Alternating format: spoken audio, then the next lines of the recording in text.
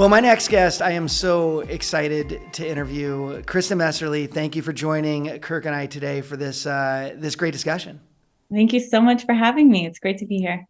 No pressure, but I have two daughters, and as soon as this is released, I'm sending this to them. I don't even know what we're talking about yet, but like, you are a hero of mine. You are somebody that I want my daughters to learn from. And I would say anybody with daughters should be pointing them in your direction, because you've been such a powerhouse since you walked into the mortgage industry, where I've known you from. And you are somebody definitely who has done a lot in your few years in the industry. When did you get into the industry, and how did you find this crazy world?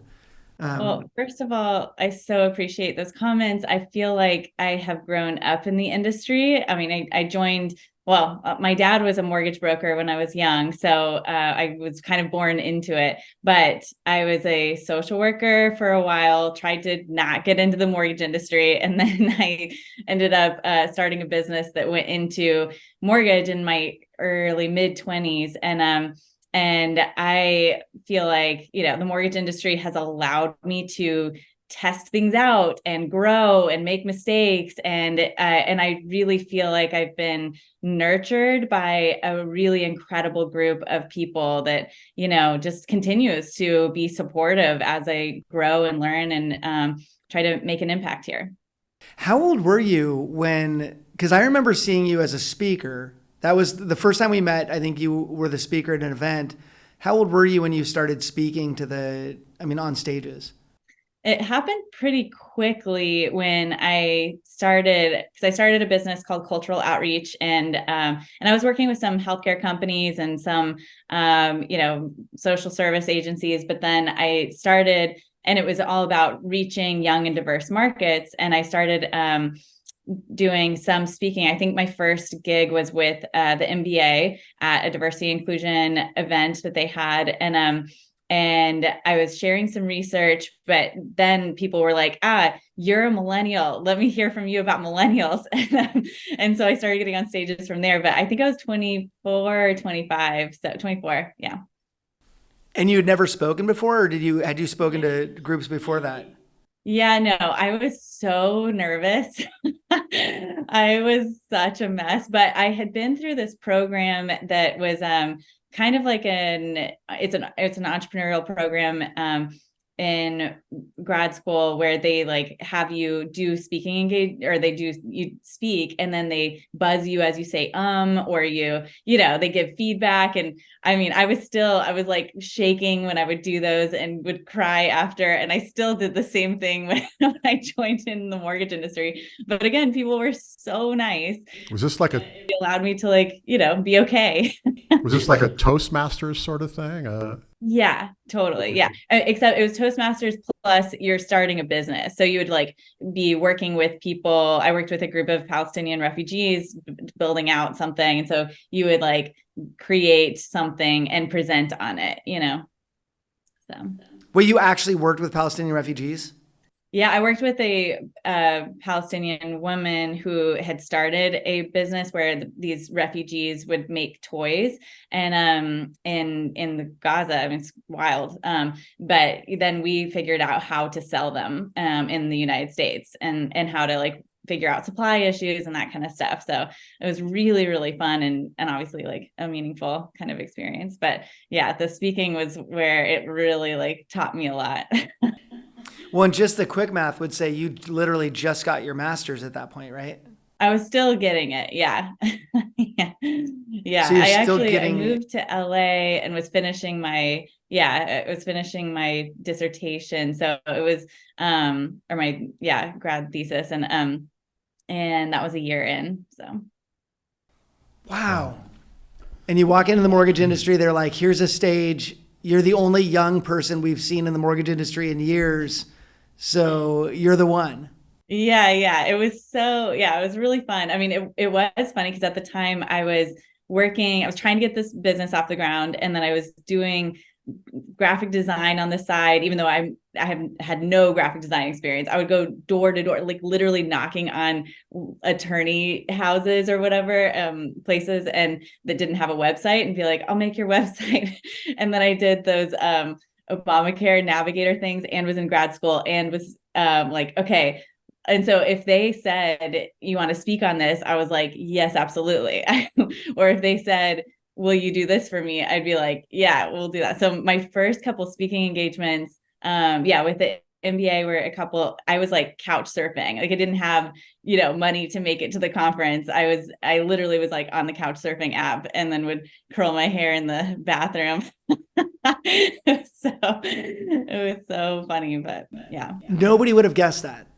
Like, that's so interesting. This thing was happening, but as far as I know, I just saw this powerful person that was like showing up and delivering. I just assumed that you were like everybody else.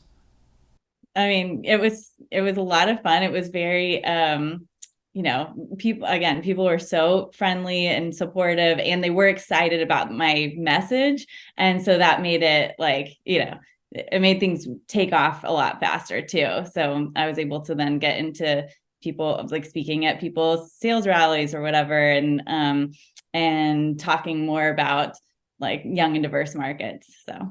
So from a mortgage business perspective, let's talk for a minute about the work you do currently, the passion behind it, and then we kind of want to go backwards and talk about origins and where you came from and why. But let's talk about the work you're currently doing and kind of give a brief description of the space you fill right now. So just started a nonprofit called FirstHome IQ with Dave Savage and Todd Bookspan. And we really just launched and kind of are in this beta launch with a group of ambassadors. There's 25 people who have signed up with the mission of educating the next generation. So we've created online courses, presentation materials for people to go into their classroom and community, and then also school curriculum. So we're in this kind of beginning stage where people are helping us create the playbooks for going into the classroom and give feedback on the presentation materials and that kind of stuff. And so, yeah, it's really exciting. I think we can make a real impact on the next generation. It's so interesting because, I basically every seminar I do, somebody talks about how we just don't teach these kids credit. They don't have any fighting chance in the market. And everybody complains about it. Lots of people talk about it, but you're doing something about it, which is huge because it's been a problem forever. Mm-hmm. Yeah. It's fun doing this because everyone is so excited about it. It's been, people want to be involved. They know that this is a problem. So I feel like there's so much potential, and especially as an industry who does want to give back, who has this expertise to be able to do something about it. I think we could really, truly solve a crisis, but yeah, even schools that are providing financial literacy education, there's very few of them that are, but the teachers aren't financially literate themselves. And if we're relying on parents aren't financially literate, and also the landscape changes all the time. So I'm excited to have kind of a foundation where we're building this through community involvement as well as the online curriculum. So, yeah.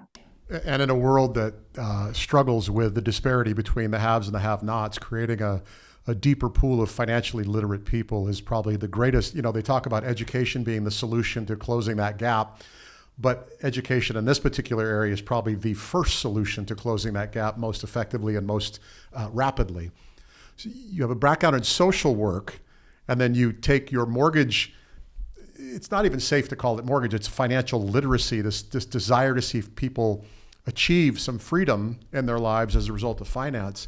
It seems like a natural that your background in social work led to where you are now. Yeah, it's fun to bring those things together because I kind of thought, that was just, I don't know, this beginning experience, but I always missed it. I missed the some of the experiences I had there. But I feel like also in educating the next generation and really any group, you have to think more about not just the knowledge you're providing, but how you're delivering it. And so we're really trying to be careful about even the way that we've delivered the online courses. There's a lot of engaging content there, and there's a lot of content around mindset and your relationship with money, or like the psychology of money. And I think that's a big factor. So like when we talk about education, yes, obviously education is so important, but you can't have it without addressing some of those like barriers that you have around the mindset piece. So that's been really fun to kind of pull together some of the experience or knowledge I have on the social work side to integrate that into the way we educate on money. It's so funny when people talk about, if I'm ever in a room and somebody goes, how many of you actually do what you went to school to do? It's so rare. And I have a speech communications degree, so I always raise my hand. You technically do what you went to school to do. Yeah, true. Yeah, I think, it's kind of pulling together a lot of my passions too. I mean, even you talk about ADHD, like the way that I have learned and the way that I think a lot of people learn, and especially people with ADHD, there's a real challenge around consuming information in a way that is going to be effective. And so I think, looking at brain development and some of the neuroscience pieces too has been, that's not what I went to school for, but it's a passion, and it's fun to look at how we can change the way that we educate people. And I think the relationships too. I mean, being in this industry where people do want to, and often are doing something in their community. I think people, the connection when you have someone face to face that you can see or meet and understand this is, like they're teaching you, that changes the way that you consume that information too. So I think it's fascinating that you're talking not only about the content, the information of educating people on financial literacy, but also the application, the neuroscience behind how we learn, how we understand, how we develop habits and attitudes, and how we are at times imprisoned by those things if we haven't ever been taught to stop and try to break that thought pattern that's led us into this place that we are today. That's taking it a bit beyond where an awful lot of people take the idea of educating people on financial literacy.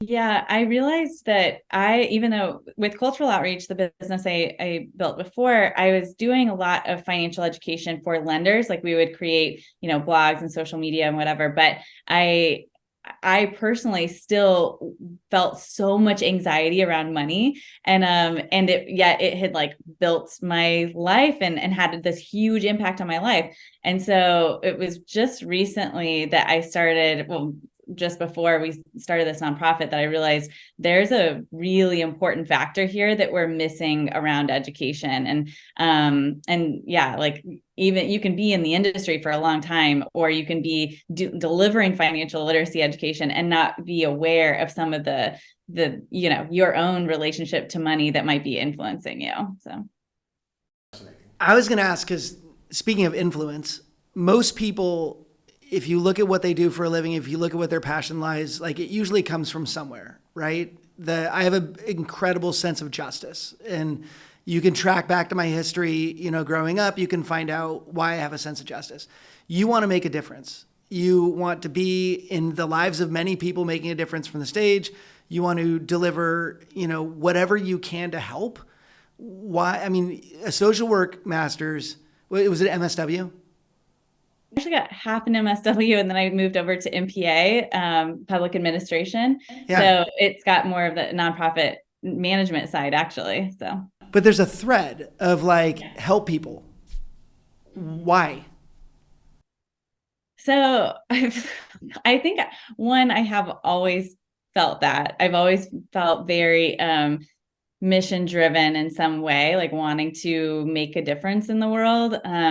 But I also, and I don't want to, I hope this doesn't feel like oversharing in some way, but I had a really rough thing happen, like a few, some things in my teenage years that included assault, and there were some a friend committing suicide, and there were, you know, lots of difficult things that led me to a place where I had pretty severe PTSD, even to the point where I like couldn't leave my house. And I went through like it was really hard for me to encounter the world and know, and I felt like my life was ruined, you know, like I wasn't going to be able to move on with my life at a certain point. I tried to cover it up, you know, substances, those types of things, and that just made things worse, of course.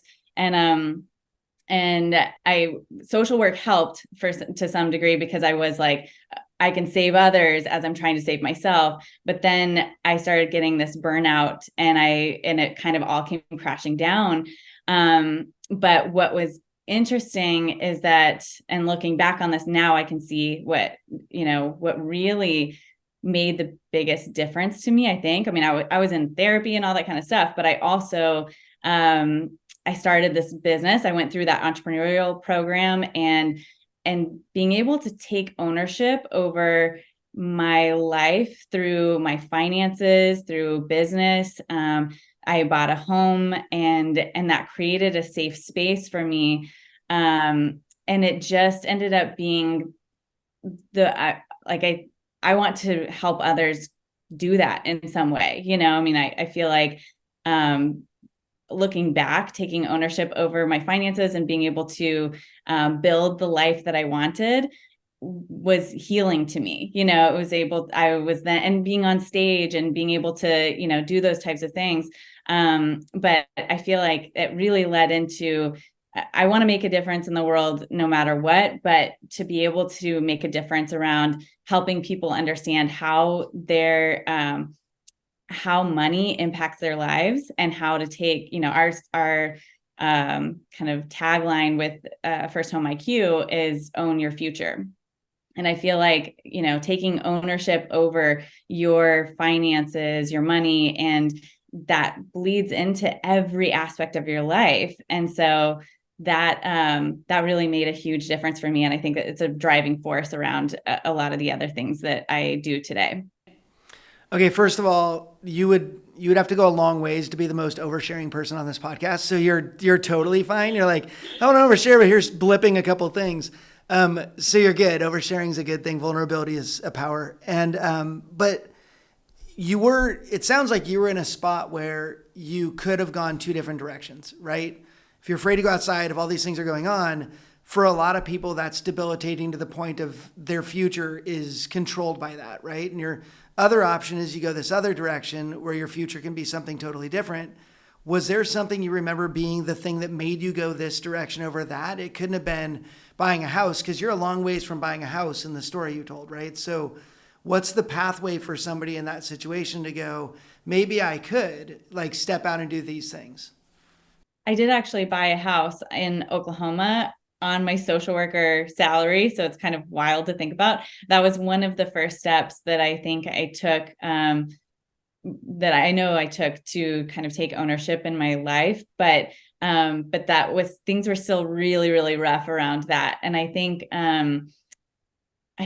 that it was, I want to say it was like all the therapy I was doing and all that kind of stuff. And that helped. I learned some coping skills and things like that were absolutely invaluable.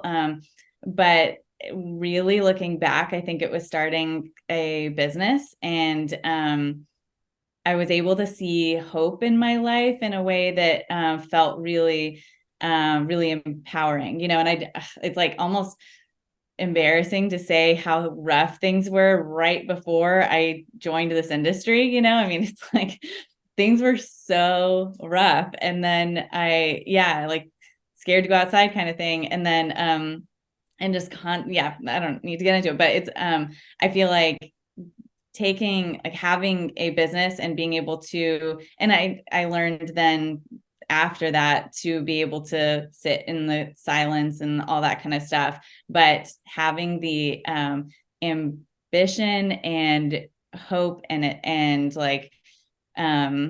power that comes from taking ownership over your life in that way. And I think the major piece of that was just stepping out and doing something. Like it was starting my business, which looked like a whole lot of different things at the beginning, but it was just kind of taking action. And as I saw traction happening in any different direction, it was it like gave me more fuel and gave me more confidence, which was a really, really big factor in me feeling like I had, more like control in my life in some way. It was this idea of I can stay stuck or I can do something, and then something developed form, and that form became the work that you started doing, which of course led to the confidence to go and buy a house and all that stuff. Is that accurate? Yeah, doing something. That is such a really a great way of putting it. Because, and I think that's what a lot of people that have experienced trauma, you feel frozen. And even as I start talking about it, sometimes I feel my body be like, oh, we're, freeze up here. But I can feel like, I know that taking action is what tells your body everything's okay. There's not really a tiger in the room that's trying to attack you or whatever. But and I think the same thing goes for a lot of people have a lot of trauma around money. A lot of people have, all these kinds of different messages that they've been told. But when you start to take action, and it could just be a small thing, but it gives you more confidence and allows you to move. And I do think that makes a really big difference. If you are watching this podcast and you're in the mortgage industry and you haven't checked out the Knowledge Coop, you definitely need to dive into the Knowledge Coop. In there, you will find content and community that will help you grow as an individual by learning everything there is to know about the mortgage industry. If you think you know everything, just dive in and take some classes, because there's always something more you can learn. To be successful in this business, you've got to continually learn. In addition, if you're a company and you want to teach your people in your own environment, we've got that in the Knowledge Coop Enterprise Services. So reach out to us, check out knowledgecoop.com. Definitely join Coop Plus. Let's get back to the podcast. That's amazing. It's just cool that now grown-up Kristen is helping little Kristens everywhere get that next step, that, learning how to handle your credit, learning how to handle finances, and eventually become a homeowner. Because you saw that work for you, you're making that possible for other kids who need that same thing that you needed. Yeah, it is really exciting to be at a point where I feel like I can go back to give back in some way. I felt like a little bit at the beginning, like I was just kind of, I don't know, I didn't feel like I don't know. I've always wanted to go to help people who are in a similar situation, it's interesting because I thought for a while that financial literacy or money was something that was like a way to be away from working in trauma or in that area. But as I've educated myself and looked back on those experiences for me, I've realized that money actually had one of the biggest influences in my self-development and healing and all of that. So it's really, really meaningful to me to be able to be in a position where I feel like I can help other people in whatever walk of life they're in. But at that age where it's so crucial, like I do see so clearly what, these two different paths I could have gone down. And so many people are in that position today. So you talked about earlier on, the neuroscience behind helping people get out of their understanding of themselves and their relationship with money. And it's no coincidence to me that you're going through a similar mental process as you're dealing with the trauma of your life that has nothing to do yet with your attitude about yourself and money. It just has to do with your attitude about the trauma you've experienced in a variety of different ways, and the attitude that you're going to have about yourself. And of course, we know that thoughts become ideas, and that if we feed those ideas long enough, they become kind of perspectives or perceptions, and they can go on to become habits. And if we do that long enough, then it's a lifestyle, and breaking that is incredibly difficult. It's just amazing to me that what you went through personally led to this, and we're not qualified to really get into the neuroscience of this, but I understand it, this much to see that you broke something in your thinking about who you were to deal with your trauma, and then you broke something in your own thinking about what was going to define you with respect to your relationship with money, and move forward from that. And that's become a part of the work you're doing now, yes? Yeah, definitely. It is really interesting to look at it that way, and to realize that even the steps that we talk about through the financial education are steps that are, there are other areas of your life that you could follow the same mechanism. And I think that I think so many times we put money in this other bucket of like, that's this other thing, and then I have the rest of my life. And we don't realize how much early childhood experiences are influencing our financial habits and the way that we have like our mental health, or the messages we've had about money are influencing us today. And so it's so important that we are looking at the whole picture to really make smart decisions. I want to switch topics here, because I got in the business at 23 years old, and by 24 I was training loan officers on how to do the job. So similar age jumping in, I still feel the imposter syndrome when I get on a stage. You were on giant stages in front of people. Did you ever go, do they know I actually am pretty new at this? Like, how did that feel? Oh my gosh, yeah. It's like only really recently that I felt a little bit more like, okay, I'm comfortable with getting on this stage. But I used to feel like it was a joke, and it was a joke. I thought people have no idea. And it's funny because I was doing a lot of research. I was doing, preparing a lot that other people, of course, are not doing. They don't have time to do. So I was adding value, but at the time it felt like such a joke, because I was I felt like a child, and I felt like I was coming on. I don't know. So it is funny to look back and feel that kind of. And I also was hanging out with a lot of people that were a lot older than me, and just like having dinners, and I could see that there's no one else that looked, was in my age range or even close. So I think it's getting a little bit better, but yeah, I think imposter syndrome is something that a lot of us carry with us the rest of our lives.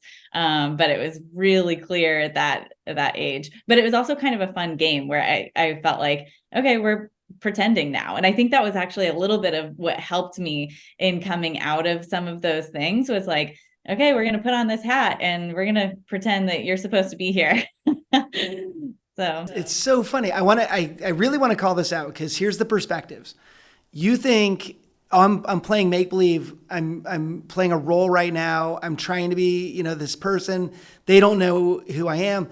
I'm on the other side of it. Just so you know my perspective. I'm like, she's a rising star. Like, you intimidated me when I first saw you, because I was like, she's so good and so confident, and you speak on things that I really care about. And so I remember going, man, like, I wish I was that good at that age. So these two perspectives are, you think one thing about yourself, everybody else thinks something totally different. I don't know how to make that jump. And maybe if you thought, yeah, I belong here, you would have been a total jerk. But maybe that's part of what makes us good, is that you always feel blessed to be in that position, or you always feel like you're getting an opportunity that maybe is ahead of where you are at that point in your life. I think maybe that's what keeps you humble and hungry. Yeah, I would like to think that it would be okay for someone to feel, or like someone could feel like they belonged and they could be humble, but I don't know. But I do think that it was a cool experience to feel that kind of imposter syndrome, and then have people like you that were so encouraging. And it made me feel like maybe I have something that I can contribute here, even if I don't feel like super confident, going into this.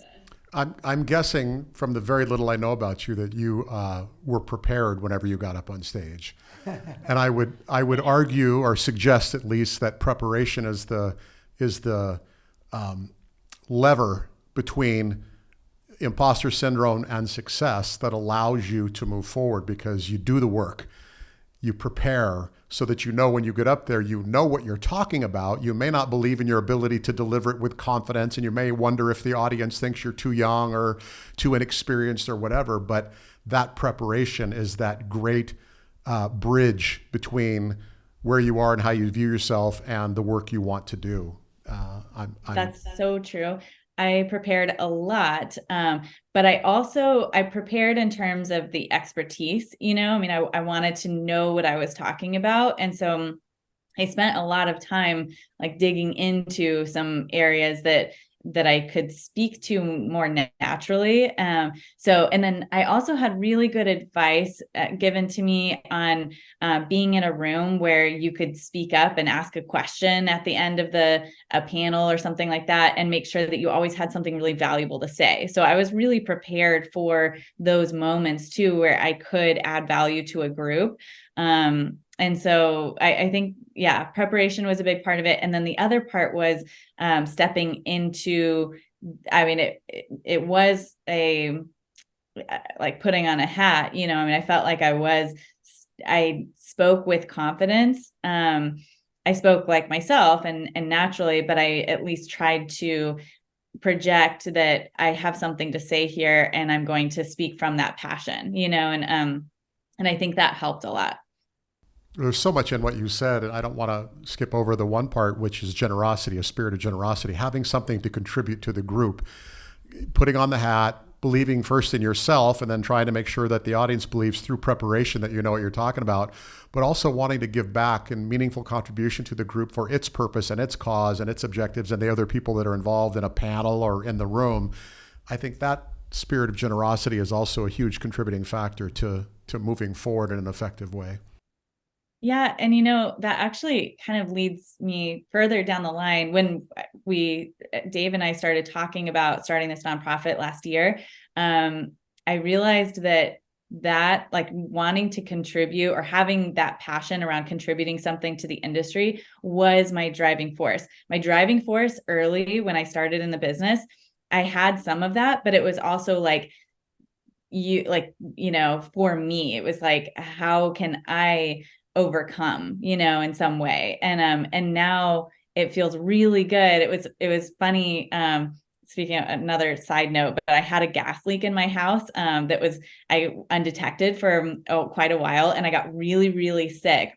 And I got sick to the point that I couldn't eat.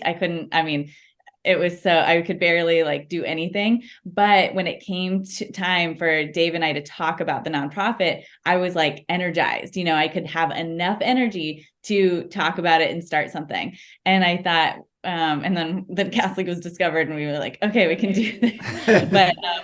But I realized it's exciting to be at a place like if you let generosity be the driving force or passion that comes through you, there's a lot of energy that can come from that, and you can do a lot through that, so that was a big thing that I realized this year, is that I really want that to be, or to allow that to be what drives me and my energy and what I'm doing.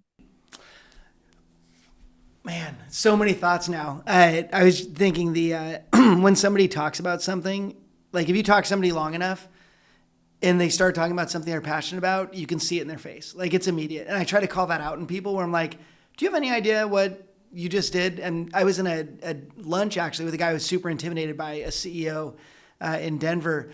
And I went to lunch with him. I was so nervous for the lunch. And we get in there and he's like, I hear you go to Guatemala. And I'm like, oh. And I just started talking about Guatemala. Like it was all I was talking about. It was like when you get me talking about something like that, that passion just, you can't hold it back. It just, even through a gas leak, you were like, oh, but here's what we could do. Like no matter what, like it's always going to show up. I think a key is catching yourself and go, wait, look at my face right now. And then be able to go, okay, that's something I should pursue more.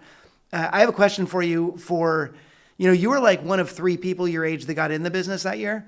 And then nobody got in the business until just now. And so you're still in a small population of people in your age group.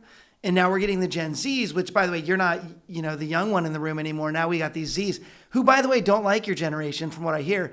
But these Zs that come in, like what would be advice that you could give to them based on you battling through your experience in the industry, climbing up. I'm sure it wasn't all, everybody loved you all the time. I'm sure you dealt with some, we talked to Josh Pitts, he's like, this guy walks up and goes, why would you dress like that for something like this? And he's like, he got hate. So what would you advise young people in the room, or watching this to, how would you tell them to grow up in the industry correctly? I am doing some of that. I want to think more strategically around like what would be the thing or a couple of the things. I do think that one of the biggest things is building relationships with people. I would just have conversations with people as much as and as often as I could. Anyone that I thought,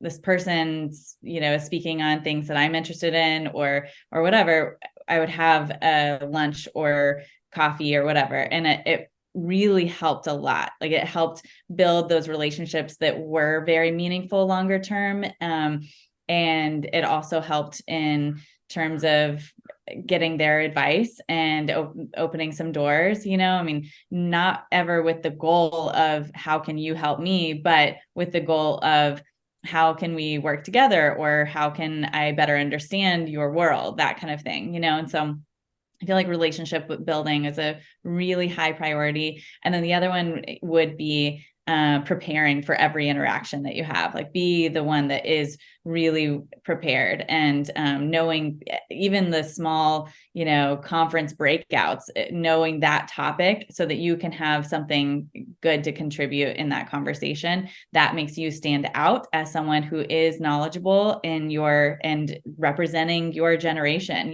as a younger person that's kind of standing out in the group. I love that you said that, because I don't think anybody knows. Nobody does that. Like, no, when I speak or anybody speaks, there's only a couple people that come up afterwards and say things.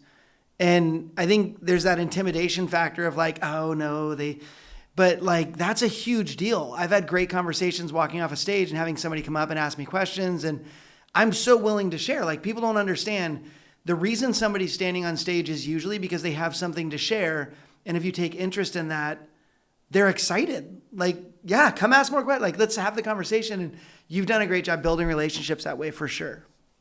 Yeah, I think that's a really fun way to grow your career. It is the way that I felt very connected in the mortgage industry, by those kinds of conversations where you're talking about things that you are both passionate about, and I think it goes a long way. So. Preparation and connection are two powerful concepts. Preparation is the necessary infrastructure to be able to deliver content in a meaningful, effective way. But the connection is another subset of that. I think gratitude and empathy, all these things that are required in building connection, are all subsets of humility. If you're not humbled, you don't really care about connection. But if you have enough humility born out of personal experience, then connection becomes a critical part of the why behind the what. And I think that comes through really powerfully in the way you described preparation and connection. That's a very exciting way to approach any endeavor. I hadn't thought about that being a subset of the humility piece. And I don't know how but I know you can practice humility through those things. One of the models I talk about a lot is for kind of customer empowerment or something like that, is education being one of those, but empathy being another piece of that. And I think, you really can't, whether you're doing financial education or expanding your career, you can't have one without the other, and so that's great. Well, Kristen, this is definitely something I'm sending my daughters. So I already knew it was going to be, but it's been so much fun to watch your career, to watch just how powerful you are in the industry, to watch relationships you built. You're one of those people that when you walk up, it's not, oh, hey, it's, oh my gosh, do you know Kristen? Like, it's, you've definitely put yourself ahead in this industry. And a lot of that is humility. A lot of it's the connections you built, the intentional way you've done things. And I think you've done amazing things, but I'm really most excited about what you're doing now and watching that go, so that it's not just people saying, why don't we? But it's that we actually have an opportunity to do that. So thank you for taking time with us today, Kristen. Oh, thank you. And thank you for being someone I can text about compliance questions with FirstHome IQ. That has been really helpful. And anytime I tell someone, oh, Ken has, or said, yes, this is fine or whatever, they're like, oh, Ken says it, then I'm good. Oh, that's awesome. Just as advice, but not legal advice, never legal advice. Right. Okay. No, but I really appreciate you guys holding that space that you have through these conversations. I love that you are, digging deeper, and just appreciate everything you do. So thank you for having me here. Right on. Thank you, Kristen.